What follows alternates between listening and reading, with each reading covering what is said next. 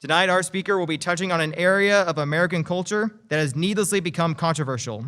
It is what our speaker calls the delusions of gender, how the left turns boys into girls. Now, without further ado, please help me welcome Matt Walsh.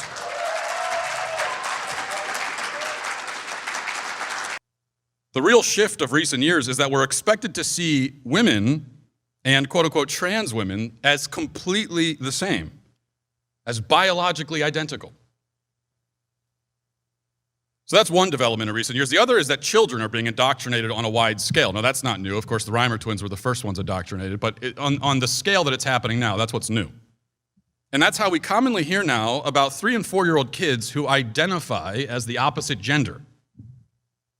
Now, the idea that a child can choose his gender is indefensible, and would still be indefensible even if the broader claims of left-wing gender theory are true, which they aren't. Now, as the parent of 4 kids, one of them currently 4 years old, I can tell you that a 4-year-old child can't reliably make any choice at all in any context. Take a 4-year-old to Baskin-Robbins sometime and tell him he can have any ice cream he wants. You know, he'll give you 14 different answers before collapsing on the floor in tears. That's what's going to happen.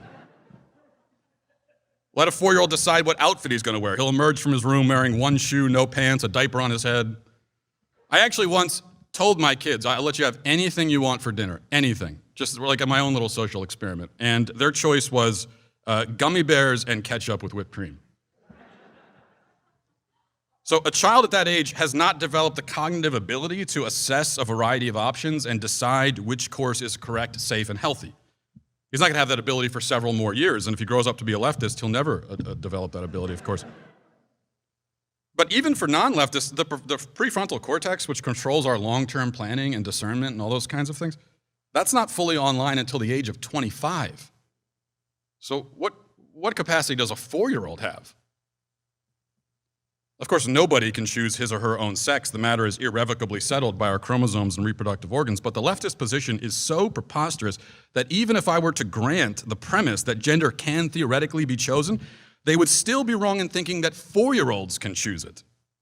There's a reason why children are not entrusted with any legal powers or responsibilities at all. They can't vote, drive, take out a mortgage, buy a gun, buy a ticket for a rated R movie, buy alcohol, buy cigarettes, buy anything at all, because they're simply too young to do so. Young children cannot grasp the distinction between fantasy and reality. Go to a 4-year-old and say, Batman is not real, and he's going to look at you like he doesn't understand what that means. It is a statement with no meaning. You know, there was when my oldest son was about 4 years old, I once caught him in our old house trying to leap over the banister on the 2nd floor, which would be, you know, like a 10 or 15-foot fall. And I stopped him just in time, and I warned him sternly, you know, in my fatherly way, that don't ever do that again, you moron. But he said that it's fine, he can do that because he sees Spider-Man jump off of stuff all the time. And I said, well, buddy, Spider-Man isn't real. And he said, no, Daddy, I know he's real. I've seen him on TV. So are we supposed to believe that people this ignorant and immature, so innocently detached from reality, can make meaningful declarations about their own gender? A boy who says he's a girl doesn't even know what a girl is.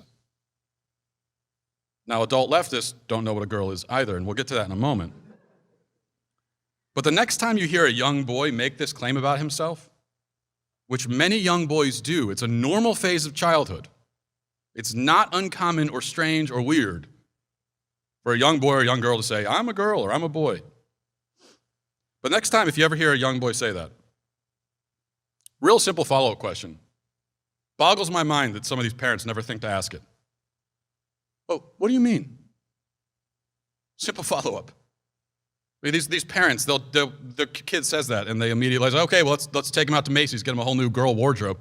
How about a follow-up question? Oh, little Johnny, 5 years old, what do you mean you're a girl? What do you mean by that? It's not a trick question. You're trying to understand what he means.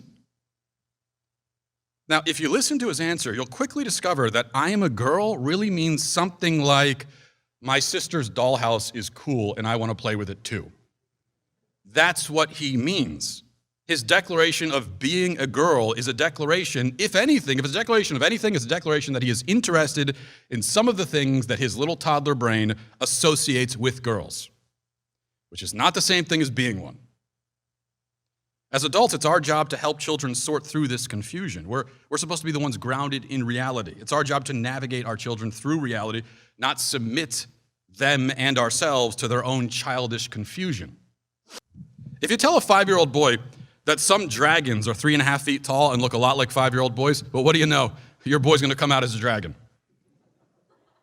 See, kids are highly suggestible. They also have underdeveloped brains, an underdeveloped sense of the world and reality. Again, they can't distinguish between facts and fiction.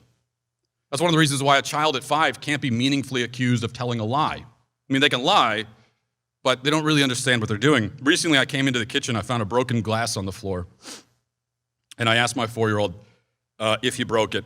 And of course, over the course of our brief interrogation, he told me that he did break it, that he didn't break it, that it was already broken, that his brother broke it, and the dog broke it. We don't have a dog. Now, he doesn't have enough of a grasp on reality to deceive me effectively because he's a small child, and everything he says, every claim that he makes should be understood in that context. Children say many things and often don't know what the words they're using mean. Happens all the time. They make claims that aren't true. They express desires that aren't really their desires. They announce plans that make no sense. Taking my kids out to the restaurant the other day, my 7-year-old said, what do you want? Here's the kids' menu. He said, I don't want that, I want sushi. I said, you don't even know what sushi is and you're not gonna eat it. You're getting chicken nuggets, why did I ask you? See, it's your job as a parent to use your maturity and wisdom to guide your child and to lead them through their own confusion for what they're doing to their kid.